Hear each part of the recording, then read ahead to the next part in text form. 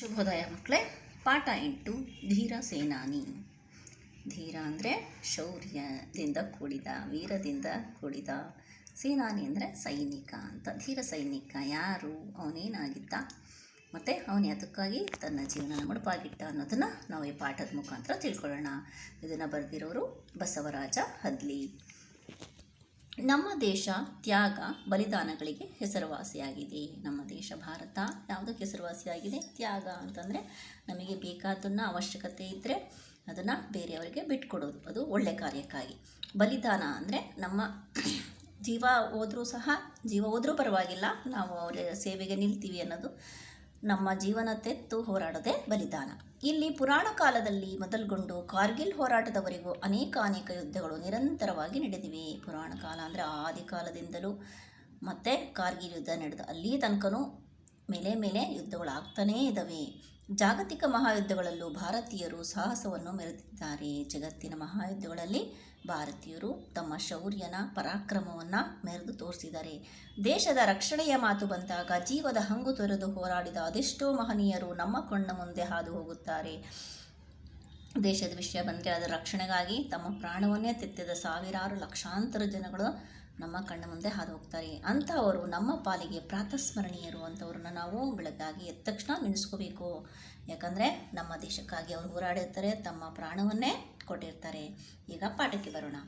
ಭಾರತದಲ್ಲಿ ಅನೇಕ ಮಂದಿ ಮೇಧಾವಿಗಳು, ವೀರಯೋಧರು, ವಿಜ್ಞಾನಿಗಳು, ಸಾಧಕರು ಜನ್ಮ ತಾಳಿದ್ದಾರೆ. ನಮ್ಮ ಭಾರತದಲ್ಲಿ ಅನೇಕ ಜನ ಮೇಧಾವಿಗಳು ಅಂದರೆ ಬುದ್ಧಿವಂತರು ಹುಟ್ಟಿದ್ದಾರೆ. ವೀರಯೋಧರು ಅಂದರೆ ಸೈನಿಕರು, ವೀರತನದಿಂದ ಶೌರ್ಯತನದಿಂದ ಹೋರಾಡ್ತಕ್ಕಂಥ ಸೈನಿಕರು ಹುಟ್ಟಿದ್ದಾರೆ. ವಿಜ್ಞಾನಿಗಳು ಅಂದರೆ ಏನಾದ್ರೂ ಸಂಶೋಧನೆ ಮಾಡಿ ಅದನ್ನು ಜಗತ್ತಿಗೆ ಕೊಟ್ಟಂಥ ವಿಜ್ಞಾನಿಗಳು ಇದ್ದಾರೆ. ಸಾಧಕರು ಅಂದರೆ ಯಾವುದೋ ಒಂದು ವಿಷಯದ ಮೇಲೆ ಆಳವಾಗಿ ಅಧ್ಯಯನ ಮಾಡಿ ಜನಗಳ ಉಪಯೋಗಕ್ಕೆ ಅವರ ಜೀವನವನ್ನೇ ಮುಡುಪಾಗಿಟ್ಟಿರ್ತಾರೆ. ಅಂತಹ ಸಾಧಕರು ಜನ್ಮ ತಾಳಿದ್ದಾರೆ. ಅಂತಹ ಸಾಧಕರ ಸಾಲಿನಲ್ಲಿ ಧೀರ ಸೇನಾನಿ ಮಹಾದಂಡನಾಯಕ ಜನರಲ್ ಜಿ ಬೇವೂರೊಬ್ಬರು. ಅಂಥದೇ ಸಾಲಿಗೆ ಸೇರಿರ್ತಕ್ಕಂಥದವರು ಜಿ ಬೇವೂರವರು. ಅವರು ಮಹಾದಂಡನಾಯಕರಾಗಿದ್ದರು. ಮಹಾದಂಡನಾಯಕ ಅಂತಂದರೆ ಸೇನಾ ವರಿಷ್ಠಾಧಿಕಾರಿ, ಸೈನ್ಯದ ಅತಿ ಹಿರಿಯ ಅಧಿಕಾರಿಯಾಗಿದ್ದರು. ಕರ್ನಾಟಕದ ಬಾಗಲಕೋಟೆ ಜಿಲ್ಲೆಯ ಬೇವೂರು ಗ್ರಾಮದವರಾದ ಸರ್ ಗುರುನಾಥರಾವ್ ಹಾಗೂ ರುಕ್ಮಿಣಿಬಾಯಿಯವರ ಪುತ್ರನೇ ಗೋಪಾಲರಾವ್. ಈ ಗೋಪಾಲರಾವ್ ಯಾರು? ಅವರ ತಂದೆ ಸರ್ ಗುರುನಾಥರಾವ್, ತಾಯಿ ರುಕ್ಮಿಣಿಬಾಯಿಯವರ ಮಗನಾಗಿ ಗೋಪಾಲರಾವ್ ಎಲ್ಲಿ ಹುಟ್ಟುತ್ತಾರೆ? ಕರ್ನಾಟಕದ ಬಾಗಲಕೋಟೆ ಜಿಲ್ಲೆಯ ಬೇವೂರು ಗ್ರಾಮದಲ್ಲಿ ಹುಟ್ಟುತ್ತಾರೆ. ಇವರು ದಿನಾಂಕ 11/8/1916 ಜನಿಸಿದರು. ಅವರು ಹುಟ್ಟಿದ ದಿನಾಂಕ 11ನೇ ತಾರೀಕು 8ನೇ ತಿಂಗಳು 1916ನೇ ಇಸ್ವಿಯಲ್ಲಿ ಹುಟ್ಟುತ್ತಾರೆ. ತಂದೆಯ ಮಾರ್ಗದರ್ಶನ, ತಾಯಿಯ ದೇಶಾಭಿಮಾನಿ ಭಾವನೆಗಳೊಂದಿಗೆ ಗೋಪಾಲರಾಯರು ಬೆಳೆದರು. ಗೋಪಾಲರಾಯರ ತಂದೆ ಸಮರ್ಪಕವಾಗಿ ಮಾರ್ಗದರ್ಶನ ಮಾಡಿರ್ತಾರೆ. ಯಾವುದು ಮಾಡಬೇಕು, ಯಾವ ಕಡೆ ಹೋದರೆ ಒಳ್ಳೆಯದು, ಅವನೇನಾಗಬೇಕು ಅನ್ನೋದನ್ನು ಸರಿಯಾದ ಮಾರ್ಗದರ್ಶನದಲ್ಲೇ ಬೆಳೀತಾರೆ. ಮತ್ತು ತಾಯಿಗೆ ದೇಶದ ಬಗ್ಗೆ ತುಂಬ ಅಭಿಮಾನ, ಅಂಥ ಭಾವನೆಗಳೊಂದಿಗೆ ಅವರು ಬೆಳೀತಾರೆ. ರಾಯಲ್ ಇಂಡಿಯನ್ ಮಿಲಿಟರಿ ಕಾಲೇಜಿನಲ್ಲಿ ಮತ್ತು ಇಂಡಿಯನ್ ಮಿಲಿಟರಿ ಅಕಾಡೆಮಿಯಲ್ಲಿ ಸೈನಿಕ ಶಿಕ್ಷಣ ಪಡೆದರು. ಅವರು ಸೈನಿಕರಾಗಬೇಕು ಅಂತೇಳಿ ಸೈನಿಕ ಶಿಕ್ಷಣನ ಎಲ್ಲಿ ಪಡಿತಾರೆ? ರಾಯಲ್ ಇಂಡಿಯನ್ ಮಿಲಿಟರಿ ಕಾಲೇಜಿನಲ್ಲಿ ಮತ್ತು ಇಂಡಿಯನ್ ಮಿಲಿಟರಿ ಅಕಾಡೆಮಿಯಲ್ಲಿ ಎರಡು ಕಡೆಯಲ್ಲೂ ತಮ್ಮ ಶಿಕ್ಷಣ ಪಡೀತಾರೆ. ಯಾವುದಕ್ಕೆ? ಸೈನಿಕ ಶಿಕ್ಷಣ ಪಡೀತಾರೆ. ಶಿಸ್ತು, ಶಿಕ್ಷಣ, ಕಠಿಣ ಶ್ರಮಗಳಿಂದ ತಮ್ಮ ವಿದ್ಯಾರ್ಥಿ ಜೀವನದಲ್ಲಿಯೇ ಗೌರವ ಖಡ್ಗ ಮತ್ತು ಚಿನ್ನದ ಪದಕಗಳನ್ನು ಪಡೆದುಕೊಂಡ ಕೀರ್ತಿಯವರದು. ಶಿಸ್ತು ಅಂದರೆ ಸಮಯ ಪಾಲನೆ ಆಗಿರ್ಬೋದು, ಕರ್ತವ್ಯ ನಿಷ್ಠೆ ಆಗಿರ್ಬೋದು, ಅದ್ರ ಬಗ್ಗೆ ಅವರು ಸರಿಯಾಗಿ ಮಾಡ್ತಾ ಇರ್ತಾರೆ. ಶಿಕ್ಷಣ ಅಂದರೆ ಓದುವುದು ಸಹ ಸರಿಯಾದ ರೀತಿಯಲ್ಲಿ ಶ್ರಮಪಟ್ಟು ಓದ್ತಾ ಇರ್ತಾರೆ. ಇಂಥ ಕಠಿಣ ಶ್ರಮಗಳಿಂದ ತಮ್ಮ ಎಲ್ಲ ವಿದ್ಯಾರ್ಥಿ ಜೀವನದಲ್ಲಿ ಮುಂದೆನೇ ಇರ್ತಾರೆ. ಅದಕ್ಕೆ ತಮ್ಮ ವಿದ್ಯಾರ್ಥಿ ಜೀವನದಲ್ಲಿಯೇ ಗೌರವ ಖಡ್ಗ ಮತ್ತು ಚಿನ್ನದ ಪದಕಗಳನ್ನು ಪಡೆದುಕೊಂಡ ಕೀರ್ತಿ ಅವರದು. ಅದಕ್ಕಾಗಿ ಅವರಿಗೆ ಗೌರವ ಖಡ್ಗ ಕೊಟ್ಟಿರ್ತಾರೆ ಮತ್ತು ಚಿನ್ನದ ಪದಕವನ್ನು ಕೊಟ್ಟು ಸನ್ಮಾನಿಸಿರ್ತಾರೆ. 1937ರಲ್ಲಿ ಬೇವೂರರು ಭಾರತೀಯ ಸೇನಾಪಡೆ ಸೇರಿದರು. 1937ರಲ್ಲಿ ಬೇವೂರರು ಭಾರತೀಯ ಸೈನ್ಯಕ್ಕೆ ಸೇರ್ತಾರೆ. ಜನರಲ್ ಜಿ ಬೇವೂರರೊಳಗಿನ ನಿಜವಾದ ಯೋಧನನ್ನು ದೇಶ ಗುರುತಿಸಿದ್ದು ಬಾಂಗ್ಲಾ ಯುದ್ಧದಲ್ಲಿ. ಅವರು ಸರಿಯಾದ ಕರ್ತವ್ಯ ನಿಷ್ಠೆ ಬೆಳಕಿಗೆ ಬಂದಿದ್ದು ಯಾವಾಗ? ಅವರು ಬಾಂಗ್ಲಾದೇಶದ ಯುದ್ಧದಲ್ಲಿ ಪಾಲ್ಗೊಂಡಾಗ. 1971ರಲ್ಲಿ ಬಾಂಗ್ಲಾದೇಶ ಹಾಗೂ ಪಾಕಿಸ್ತಾನಗಳ ನಡುವೆ ಯುದ್ಧ ನಡೆಯಿತು. ಬಾಂಗ್ಲಾ ಮತ್ತು ಪಾಕಿಸ್ತಾನ ಎರಡು ದೇಶಗಳ ನಡುವೆ ಯುದ್ಧ ನಡೀತಾ ಇರುತ್ತೆ. ಯಾವಾಗ? 1971ರಲ್ಲಿ. ಆ ಯುದ್ಧದಲ್ಲಿ ಪಾಕ್ ಸೈನಿಕರು ಮಾನವ ಹಕ್ಕುಗಳ ಉಲ್ಲಂಘಿಸಿದರು. ಅಂದರೆ ಯುದ್ಧ ನೀತಿಗಳನ್ನು ಬಿಟ್ಟು ಅತಿಕ್ರಮವಾಗಿ ಅವರು ಯುದ್ಧ ಮಾಡ್ತಾ ಇರ್ತಾರೆ. ಅವಾಗೇನಾಗುತ್ತೆ? ಬಾಂಗ್ಲಾ ಸ್ವಾತಂತ್ರ್ಯ ಹೋರಾಟದಲ್ಲಿ ಬಾಂಗ್ಲಾದೇಶಕ್ಕೆ ಭಾರತದ ಸೇನೆ ಸಹಕರಿಸಿತು. ಬಾಂಗ್ಲಾದೇಶಕ್ಕೆ ಹೋರಾಟ ಮಾಡಬೇಕಾದ್ರೆ ಯಾರ್ಯಾರು ಹೋರಾಟ ಮಾಡ್ತಾಯಿದ್ರು? ಬಾಂಗ್ಲಾದೇಶ ಮತ್ತು ಪಾಕಿಸ್ತಾನ. ಭಾರತದವರು ಬಾಂಗ್ಲಾದೇಶಕ್ಕೆ ತಮ್ಮ ಸಹಕಾರ ಅಂದರೆ ತಮ್ಮ ಸೇವೆನ ಅವರಿಗೆ ವಿನಿಯೋಗಿಸ್ತಾರೆ. ಆಗ ಬೇವೂರರು ಪಶ್ಚಿಮ ಪಾಕಿಸ್ತಾನದ ಕಡೆಗೆ ನುಗ್ಗಿದ್ದರು. ಆಗ ಬೇವೂರರು ಏನು ಮಾಡ್ತಾರೆ? ಪಾಕಿಸ್ತಾನನ ಆಕ್ರಮಿಸ್ಕೊಳ್ಳೋಕ್ಕಾಗಿ ಪಶ್ಚಿಮದ ಕಡೆ ತಮ್ಮ ಸೇನಾ ತುಕಡಿಯ ಮುಖ್ಯಸ್ಥರಾಗಿ ರಾಜಸ್ಥಾನ ಮತ್ತು ಕಚ್ ದುರ್ಗಮ ಪ್ರದೇಶಗಳಲ್ಲಿ ಸಾವಿರಾರು ಚದುರ ಮೈಲು ಪಾಕ್ ನೆಲವನ್ನು ಆಕ್ರಮಿಸಿಕೊಂಡರು. ಅವರು ಪಾಕಿಸ್ತಾನದ ಕಡೆಗೆ ನುಗ್ತಾರೆ ಮತ್ತು ಅವರ ಸೈನ್ಯದ ಮುಂದಾಳತ್ವ ವಹಿಸ್ಕೊಂಡ್ಬಿಟ್ಟು ಅವರು ರಾಜಸ್ಥಾನಗಳಲ್ಲಿ ಮತ್ತು ಕಚ್ನ ದುರ್ಗಮ ಅಂದರೆ ಹೋಗೋಕ್ಕೆ ಆಗದೇ ಇರತಕ್ಕಂಥ ಪ್ರದೇಶಗಳಲ್ಲಿ ಸಾವಿರಾರು ಚದುರ ಮೈಲು ಹೋಗಿ ಪಾಕ್ ನೆಲವನ್ನು ತಾವೇ ಆಕ್ರಮಿಸ್ಕೊಂಡ್ಬಿಡ್ತಾರೆ. ಈ ಸಂದರ್ಭದಲ್ಲಿ ಸೇನಾ ನಾಯಕರಾಗಿದ್ದ ಫೀಲ್ಡ್ ಮಾರ್ಷಲ್ ಮಾಣಿಕ್ ಶಹಾ ಅವರು ಬೇವೂರನ್ನು ಅಭಿಮಾನದಿಂದ ಬಿಗಿತಪ್ಪಿ ಪ್ರಶಂಸಿಸಿದರು. ಆಗ ಸೇನೆಯಲ್ಲಿ ನಾಯಕರಾಗಿದ್ದವರು ಫೀಲ್ಡ್ ಮಾರ್ಷಲ್ ಮಾಣಿಕ್ ಶಹಾ. ಇವರ ಕಾರ್ಯಕ್ಕೆ ಅವರು ತುಂಬ ಅಭಿಮಾನದಿಂದ ಅವರನ್ನು ಬಿಗಿತಪ್ಪಿಕೊಂಡು ತುಂಬ ಸಂತೋಷದಿಂದ ಅವರನ್ನು ಹೊಗಳ್ತಾರೆ. ಪ್ರಶಂಸಿಸಿದರು ಅಂದರೆ ಹೊಗಳಿದ್ರು ಅಂತ. ಬೇವೂರರ ಸಾಹಸ ದೇಶದಲ್ಲಿ ಮನೆ ಮಾತಾಯಿತು. ಅವರು ಅಂತಹ ಸಾಹಸ ಪಟ್ಕೊಂಡು ಪಾಕ್ ನೆಲವನ್ನು ಆಕ್ರಮಿಸ್ಕೊಂಡಿದ್ದು ಎಲ್ಲೆಡೆ ಅವರ ಕಾರ್ಯಕ್ಕಾಗಿ ಮಾತಾಡ್ತಾನೆ ಇರ್ತಾರೆ, ಎಷ್ಟು ಚೆನ್ನಾಗಿ ಕೆಲಸ ಮಾಡಿದ್ದಾರೆ ಅಂತೇಳಿ. ಅವರು ತೋರಿದ ಶೌರ್ಯ ಸಾಹಸಕ್ಕೆ ರಾಷ್ಟ್ರಮಟ್ಟದ ಗೌರವ ದೊರೆಯಿತು. ಆಗ ಅವರೇನು ಸಾಹಸ ಪ್ರದರ್ಶನ ಮಾಡಿದರು, ಅದಕ್ಕೆ ಅವರಿಗೆ ರಾಷ್ಟ್ರಮಟ್ಟದ ಗೌರವ ಅಂದರೆ ಸನ್ಮಾನ ಮಾಡ್ತಾರೆ.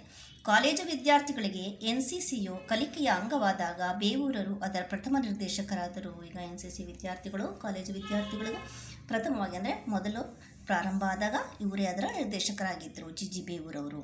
ಯುವಜನರು ನಾಳೆಯ ದೇಶ ರಕ್ಷಕರಾಗಬೇಕು ಎಂಬುದು ಅವರ ಬಯಕೆಯಾಗಿತ್ತು. ಇಂದಿನ ಯುವಜನತೆ ನಾಳಿನ ದೇಶನ ರಕ್ಷಣೆ ಮಾಡ್ತಕ್ಕಂಥ ಪ್ರಜೆಗಳಾಗಿ ಬೆಳಿಬೇಕು ಅನ್ನೋದು ಅವರ ಆಸೆಯಾಗಿತ್ತು. ಅದಕ್ಕಾಗಿ ಅವರು ಹಗಲಿರುಳೆನ್ನದೇ ಶ್ರಮಿಸಿದರು.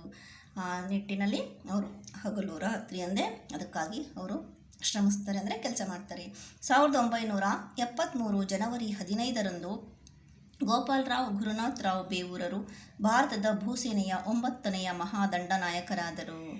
ಅವರು GG ಬೇವೂರವರು 9ನೆಯ ದಂಡನಾಯಕರಾಗ್ತಾರೆ ಭಾರತದ ಭೂಸೇನೆಯಲ್ಲಿ. ಯಾವಾಗ? 1973 ಜನವರಿ 15ರಂದು. ಜನರಲ್ GG ಬೇವೂರರ ಕರ್ತವ್ಯ ನಿಷ್ಠೆ, ದಕ್ಷ ಆಡಳಿತ ಕಂಡು ಭಾರತ ಸರ್ಕಾರವು ಅವರಿಗೆ ಪದ್ಮಭೂಷಣ ಪ್ರಶಸ್ತಿ ಹಾಗೂ ಪರಮ ವಿಶಿಷ್ಟ ಸೇವಾ ಪದಕವನ್ನು ಕೊಟ್ಟು ಗೌರವಿಸಿತು. GG ಬೇವೂರವರು ಕರ್ತವ್ಯನಿಷ್ಠ ಅಂದರೆ ಅವರ ಕರ್ತವ್ಯನ ಸರಿಯಾಗಿ ಪಾಲಿಸ್ತಾ ಇರ್ತಾರೆ ಮತ್ತು ಎಲ್ಲೂ ಏನೂ ಎಡವಟ್ಟಾಗಲಾರ್ದಂಗೆ ಎಲ್ಲರಿಗೂ ಸಮಾನ ದೃಷ್ಟಿಯಿಂದ ನೋಡಿಕೊಂಡು ತಮ್ಮ ಕೆಲಸವನ್ನು ಮಾಡ್ತಾ ಇರ್ತಾರೆ. ಅದಕ್ಕಾಗಿ ಸರ್ಕಾರದವರು ಪದ್ಮವಿಭೂಷಣ ಪ್ರಶಸ್ತಿ ಮತ್ತು ಪರಮ ವಿಶಿಷ್ಟ ಸೇವಾ ಪದಕವನ್ನು ಕೊಟ್ಟು ಅವರಿಗೆ ಗೌರವಿಸ್ತಾರೆ. ಮುಂದೆ ಡಾರ್ಜಿಲಿಂಗ್ನಲ್ಲಿ ಕಟ್ಟಿಸಿದ ಯುದ್ಧ ಸ್ಮಾರಕ ಭವನಕ್ಕೆ ಜನರಲ್ GG ಬೇವೂರರ ಹೆಸರಿಡಲಾಯಿತು.